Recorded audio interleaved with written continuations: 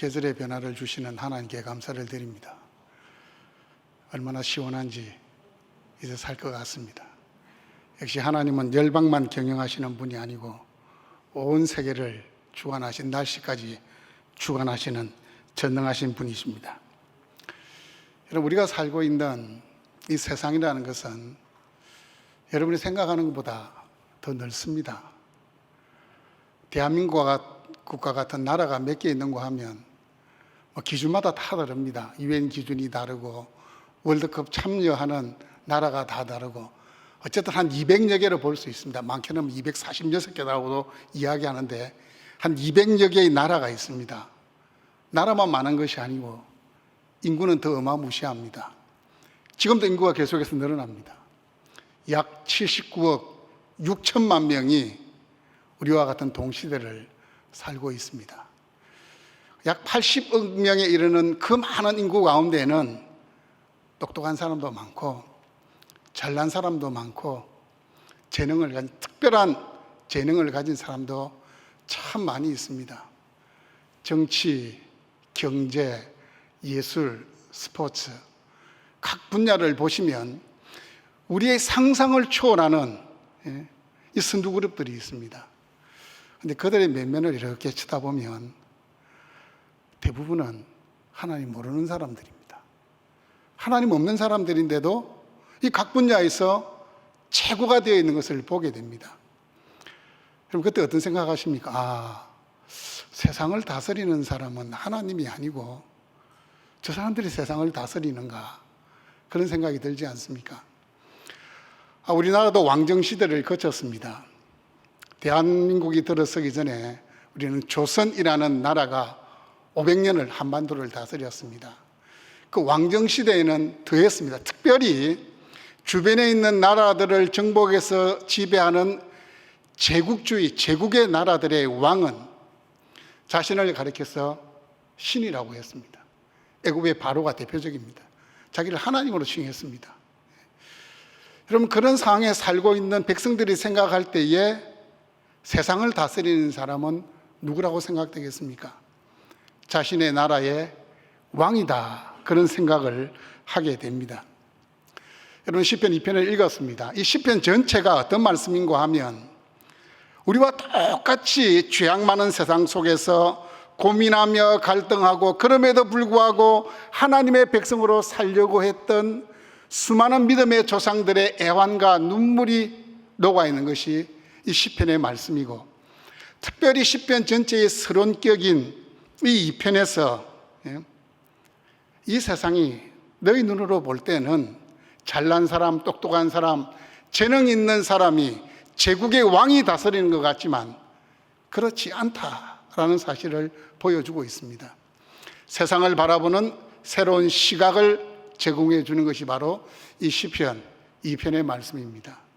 때로는 여러분, 의기소침해질 때, 세상이 너무 커 보일 때 여러분이 꺼내서 읽어야 될 성경이 바로 이 시편 2편의 말씀입니다. 여러분, 아담과 하와의 범죄 이후에 이 세상의 역사는 하나님을 대적하는 역사였습니다. 하나님만 대적할 뿐만 아니고 하나님의 백성인 우리도 멸시하고 능욕하는 역사가 바로 이 세상의 역사였습니다. 역사를 쭉 더듬어 봐도 결코 이 세상은 하나님과 하나님의 백성에 대해서 우호적이지 않았습니다. 세월이 흘러갈수록 신앙을 지킨다는 것이 참 어려운 시대가 도래하고 있다라는 사실을 직감하게 됩니다. 저보다는 저의 자녀 세대가 더 신앙생활하기 힘든 시대가 되고 있습니다.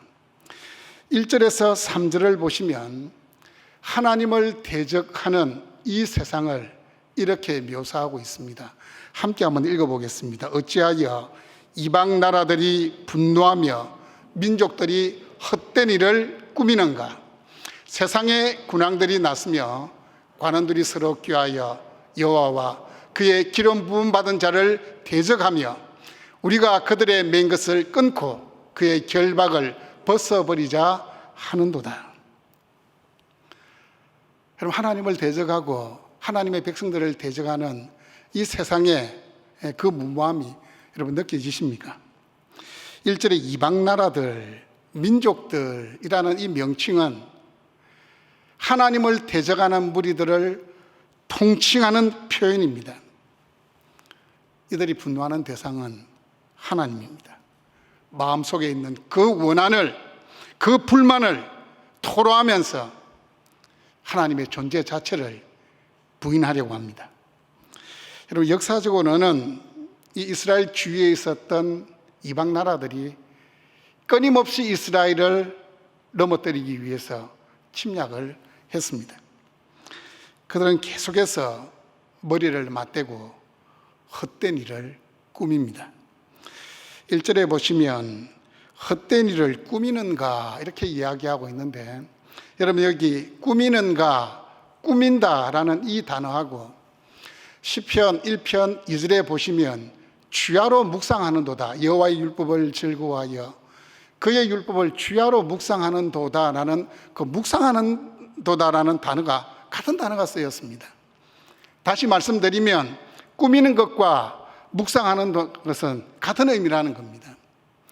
하나님의 백성인 우리가 하나님의 말씀을 끊임없이 묵상하듯이 세상에 있는 사람들은, 세상은 악한 일을 도모하기 위해서 끊임없이 묵상한다는 겁니다. 여러분, 사람은 악한 존재이기 때문에 그 생각하는 것이 악할 수밖에 없습니다. 참 재미나는 표현이죠. 여호와의 말씀을 묵상하는 거하고 헛된 일을 꾸미는 거하고 같은 단어가 쓰였다는 것이 참 재미나는 표현입니다. 그들은 머리를 맞대서 악한 일을 도모합니다. 어떻게 하면 좀 더 쉽게 저 사람의 손에 있는 돈을, 재물을 내 것으로 가져올 수 있을까? 어떻게 하면 다른 사람 위에 군림할 수 있을까? 이걸 꾸민다는 겁니다. 하나님의 자리를 어떻게 하면 내가 대신할 수 있을까? 이걸 묵상한다는 겁니다. 여러분, 2절에서 하나님을 대적하는 무리들을 세상의 군왕들, 관원들이라고 범위를 좁힙니다. 이방 나라들, 민족들에서 이제 군왕들, 관원들 이렇게 좁혀지고 있습니다. 그게 왜 그런가 하면 나라와 민족을 대표하는 사람이 왕이고 관원들이기 때문입니다. 때로는 그들을 지배하기도 하고 그들의 모든 의견이 모아지도록 그들을 이끌고 가는 사람들이기 때문에 군왕들, 관원들이라고 표현합니다. 그런데 이 세상의 군왕들이라고 해서 세상이라는 수식어를 붙이고 있습니다. 여러분, 세상이라는 것은 하늘과 대조되는 표현입니다. 굳이 세상이라는 표현을 넣은 것은 그들이 민족들을 대표하고 나라들을 다스리는 왕일지라도, 많은 나라를 다스리는 제국의 왕일지라도 그들은 한낱 세상에 있는 피조물에 지나지 않다는 사실을 우리에게 보여주는 겁니다. 아무리 악한 일을 도모해도 그들은 땅 위에 있는 피조물입니다. 그대야 100년도 못 사는 유한한 인생들이 막강한 권력을 가진 왕들이고 어마무시한 권력을 행사하는 관원들이다라는 사실을 우리에게 보여주고 있습니다.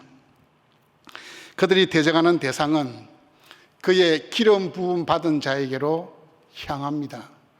그의 기름 부음 받은 자, 이 말씀이 기록될 때에는 다윗을 지칭하고 다윗의 언약에 따라서 남유다의 왕이 되는 그의 후손들을 지칭하지만 궁극적으로는 하나님이 세우신 메시아 예수 그리스도를 상징하는 말이 그의 기름 부음 받은 자입니다. 그런데 이 세상의 군왕들과 관료들의 분노가 한 곳으로 기결이 되고 그들의 목적이, 분노하는 목적이 분명하게 드러나는 구절이 우리가 그들의 맨 것을 끊고 그의 결박을 벗어버리자 하는도다. 그들의 목적이 드러납니다. 이게 무슨 말입니까? 하나님이 계시는 그 자리를 내가 대신하겠다는 겁니다. 내 인생은 내 것이기 때문에 내 마음대로 살겠다는 겁니다. 하나님은 자신들을 속박하는 불편한 존재입니다. 하나님 없는 인생을 살아온 자기 마음대로 살았는데 이 만약에 죽고 나서 하나님이 계시면 큰일 납니다. 그래서 아예 그냥 죽음 이후의 세계 하나님이 없다라고 가정하면서 백성들도 그렇게 몰고 가고 있습니다. 백성들을 선동하는 겁니다. 결박을 끊어버리자. 맨 것을 끊어버리자. 아예 하나님은 없다고 치자. 없는 존재다. 지워버려야 될 대상이라고 이야기합니다. 그들의 배후에는 흑암의 세력, 사단이 있기에 그들은 계속해서 하나님으로부터 벗어나려고 합니다. 그들의 인생의 목적은 잘 먹고 잘 사는 겁니다. 근데 그걸 고상하게 자아를 실현한다, 행복을 추구한다, 말한거리 하지만 들여다보면 그냥 잘 먹고 잘 사는 겁니다. 그냥 하나님 없이, 자신들을 방해하는 세력 없이 그건 죄다, 안 된다라고 말하는 것 없이 하고 싶은 대로 하고 싶은 것이 이 사단에게 속해 있는 사람들의 특징입니다. 이들에게 있어서 하나님은 거추장스러운 존재입니다. 교회는 부담스러운 대상입니다.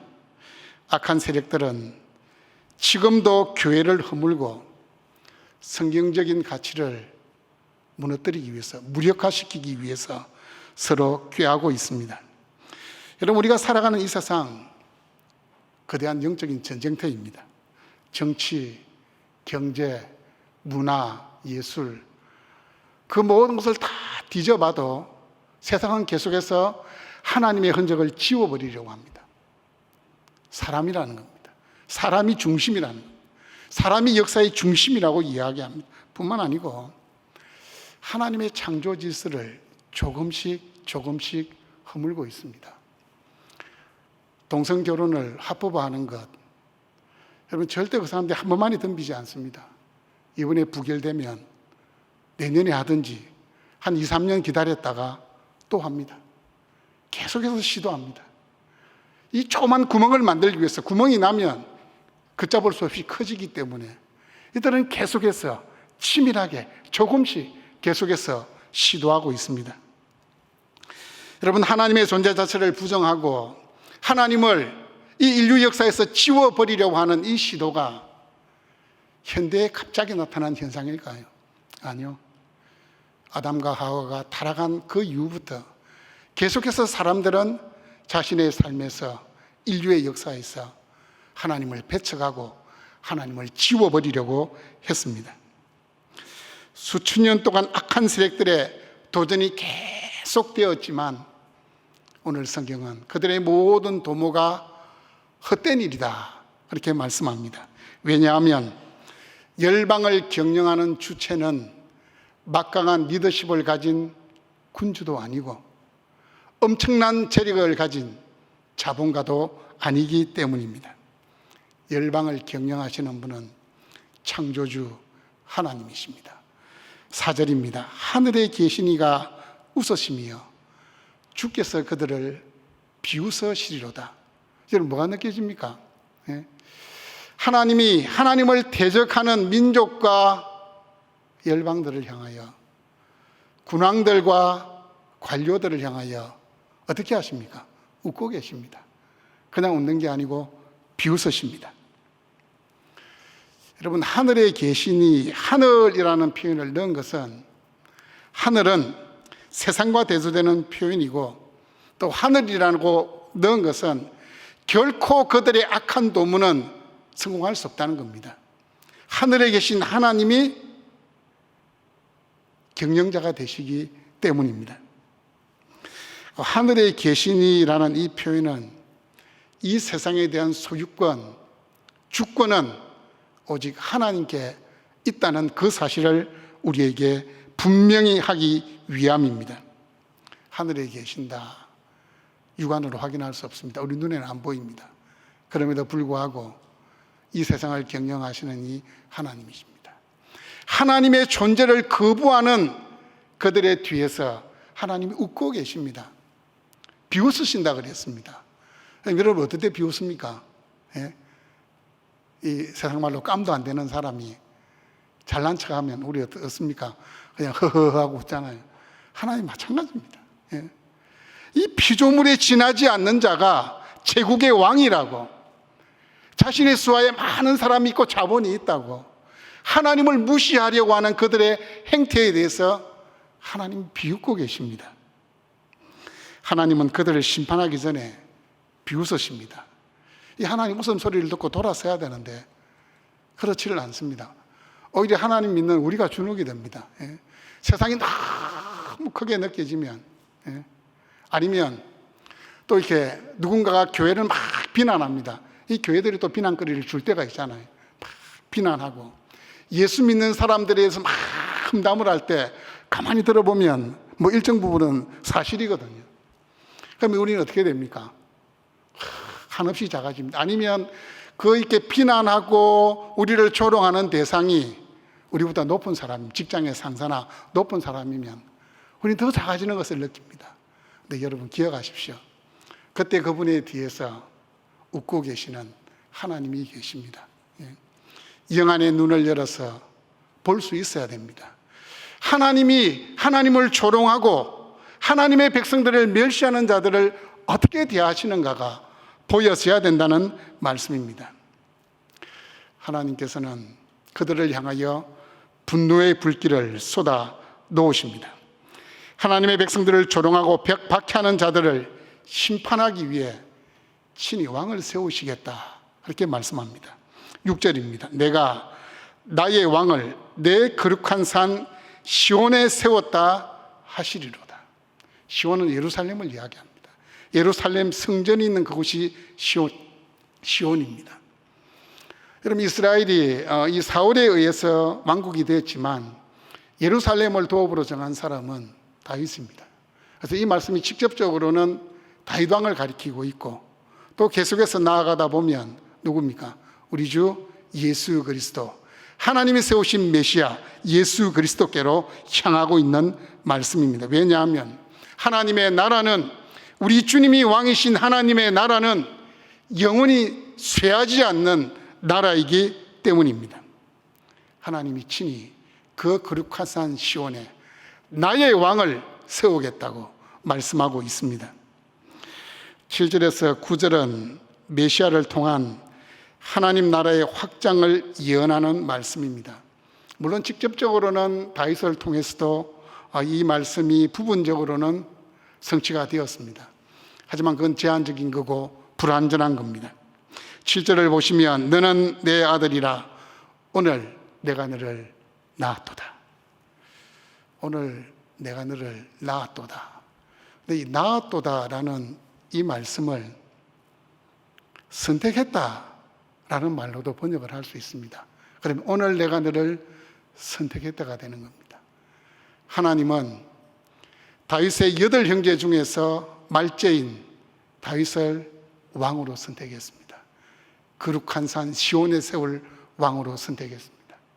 우리 하나님은 당신의 아들 예수님을 메시아로 선택했습니다. 마찬가지입니다. 이 말씀은 우리에게도 적용이 됩니다. 하나님은 79억 6천만 명 중에서 저와 여러분을 오늘 하나님의 자녀로 세웠습니다. 굳이 오늘이라는 말을 넣은 것은 그건 현재형입니다. 한번 하나님의 자녀가 되면 끝까지 가는 겁니다. 끝까지 하나님의 자녀입니다. 어제도 자녀였고 오늘도 자녀고 앞으로도 자녀다는 사실을 강조하기 위해서 오늘 낳았다라는 말씀을 하고 있습니다. 너는 내 아들이라 오늘 내가 너를 낳았다, 선택했다 라는 이 말씀은 그렇게 들려져야 됩니다. 아들아, 이제 너는 세상에 있는 사람들과 똑같이 살아가야 될 자가 아니라 하나님의 법을 따라 살아가야 될 특별한 존재가 되었다는 말씀입니다. 특별한 존재가 되었다는 말씀입니다. 여러분, 이 세상 살면서 우리가 누릴 수 있는 최고의 복은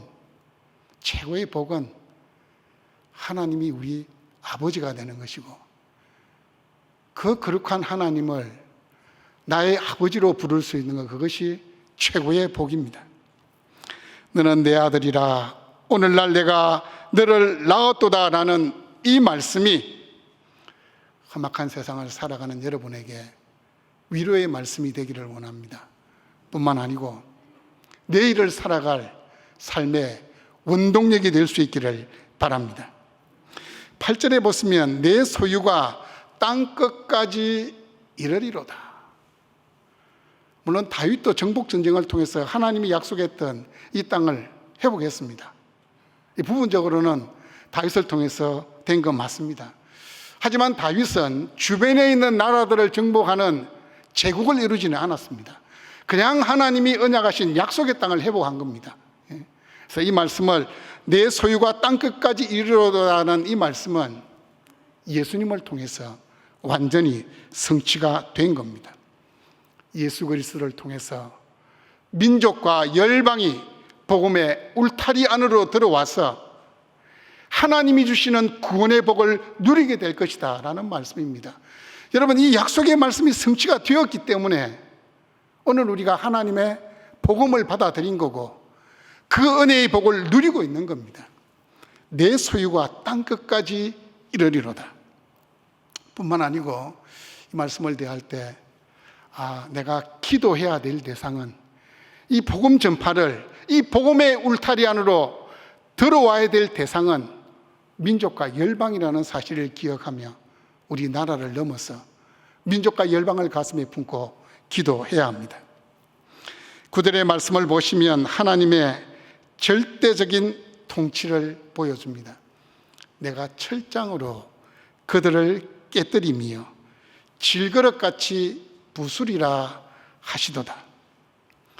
여러분, 구약성경 창세기를 펴서 창세기를 머릿속에서 한번 넘겨보시기를 바랍니다. 하나님이 온 세상을 창조했습니다. 잘 나가다가 이 사람이 타락하게 되니까 그 죄가 간영하게 되었을 때에 하나님이 노아의 식구들을 제외한 모든 사람을 홍수로 심판했습니다.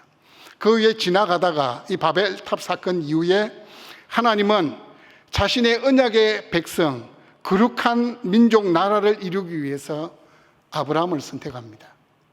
아브라함은 가족이었습니다. 가족 단위의 선택입니다. 민족의 선택이 아니고 가족 단위를 선택했습니다. 여러분, 아브라함이 하나님으로부터 부름받을 때에 이미 세상에는 민족 단위 나라가 있었습니다. 하지만 하나님은 아브라함의 가족을 선택했습니다. 아브라함을 거쳐 이삭, 야곱에 대해 이릅니다. 여전히 그는 가족 단위입니다. 아마 부족 정도로 이야기할 수 있겠죠. 조그만했습니다. 그들이 흉년에 취해서 죽게 되었을 때에 하나님의 인도하심으로 그들은 애굽으로 가게 됩니다. 요셉이 살아있을 동안에는 애굽에서 대접을 받았을 겁니다. 하지만 요셉이 죽고 나서 요셉을 모르는 왕이 세워지게 되었을 때에 그들은 애굽의 노예가 됩니다. 자그마치 400년입니다. 근데 감사하게도 그 400년 동안 인구는 기하급수적으로 늘어나서 200만 명에 가까운 인구가 됩니다. 하나님의 절대적인 개입하심으로 출애굽합니다. 이제는 약속의 땅에 들어갈 줄 알았습니다. 하지만 40년간 광야 생활을 합니다. 광야 생활을 힘들게 끝내고 들어가면 그냥 땅을 차지할 줄 알았는데 5년간 피 흘리는 전쟁을 통해서 조상들에게 약속하셨던 그 땅을 차지합니다. 300년간 사사시대를 거칩니다. 500년간 왕정시대를 거칩니다. 그쯤 되면 이스라엘이 대국이 되어야 되는데 결국은 어떻게 됩니까? 바벨론이라는 나라에 의해서 멸망을 당했습니다. 나라가 사라진 겁니다. 하지만 세상 나라는 어땠습니까? 이미 야곱과 요셉의 시대에 애굽이라는 대국이 있었습니다. 아수르가 있었고 바벨론이 있었고 페르시아가 있었고 헬라가 있었고 로마가 있었습니다. 그들은 하나님의 은혜가 없이도 광활한 땅을 소유했습니다. 많은 민족과 나라를 지배했습니다. 마치 자신이 하나님이 된 것처럼 큰 소리 쳤던 사람들이 바로 제국의 왕들입니다. 여기까지만 생각하면 이 하나님의 백성이 된다는 것, 이게 별거 아니네. 하나님 없는 민족이 더 잘 나가네. 그렇게 생각할 수 있습니다. 하지만 그거로 끝난 게 아닙니다. 여러분 오늘 살아가는 지금의 시점에서 한번 돌아보십시오. 애굽이 남아 있습니까? 물론 이집트라는 나라는 있긴 합니다. 근데 뭐 미미합니다. 알아주지도 않습니다. 아수르가 있습니까? 바벨론이 있습니까? 페르시아가 있습니까? 헬라가 있습니까? 천년의 문화를 자랑했던 로마, 모든 길은 로마도 통한다고 이야기했지만 로마도 없습니다. 다 사라졌습니다. 남은 것은 하나님의 나라입니다. 그런데 여러분, 이것은 다니엘서 2장에 보시면 이 사실이 예언이 되어 있습니다. 느부갓네살 왕이 하루는 꿈을 꾸게 됩니다. 꿈속에서 큰 신상을 보게 됩니다. 그런데 이 신상의 모양이 좀 특이합니다. 머리는 순금으로 이루어져 있고 가슴과 두 팔은 은으로 만들어져 있고 배와 넓적다리는 노스로 되어 있고 그리고 종아리는 쇠로 되어 있습니다. 그 발의 얼마는 쇠고 또 얼마는 흙으로 되어 있었습니다. 그런데 갑자기 어디서 돌 하나가 날아오더니만 이 신상에 발을 치니까 이 신상이 확 무너지고 이 바람에 날아가는 티끌처럼 신상의 모양은 하나도 남지 않고 날아가 버렸습니다. 그런데 신기하게 이 신상을 쳤던 이 돌은 태산을 이루었다라고 말씀하고 있습니다. 이 신상의 머리가 금으로 되어 있는 것은 바벨론을 상징합니다. 그리고 가슴과 두 팔은 은인데 그 뒤에 일어나는 페르시아, 배와 넓적다리는 로스로 된 것은 헬라이고 종아리는 쇠라고 했는데 로마입니다. 그 발에 얼마는 쇠고 얼마는 흙이다. 그 이후에 일어나게 될 모든 나라들을 상징합니다. 사람의 손에 닿지 않은 한 돌, 이 뜨인 돌은 예수 그리스도를 상징하고 태산같이 늘어난 이 모든 돌들은 예수 그리스도로 말미암아 돌아오게 될 민족과 열방 가운데 있는 하나님의 자녀들을 상징하는 겁니다. 누가 최종적인 승리자고 이 세상과 열방을 경영하시는 분이 누구십니까? 하나님입니다. 그 당시는 보이지 않았지만 지나고 나니까 우리는 역사를 통해서도 얼마든지 확인할 수 있습니다. 한 시대를 호령했던 위대한 제국, 그 시대가 영원할 것 같았지만 역사의 한 페이지로만 남아 있습니다. 하지만 한 가족으로 시작한 하나님의 구속의 역사는 지금도 계속되고 있습니다. 예수 그리스도로 말미암아 모든 민족과 열방 가운데로 계속해서 침투하고 확장되고 있습니다. 역사 속에 등장한 제국이 하나님의 자리를 대신하려고 했지만 그들은 결국 유하는 존재, 피조물에 대신하지 않았습니다. 하나님은 지나온 역사를 통해서 열방을 경영하시는 분은 하늘에 계시니 하나님이시다라는 사실을 우리에게 천명하고 있습니다.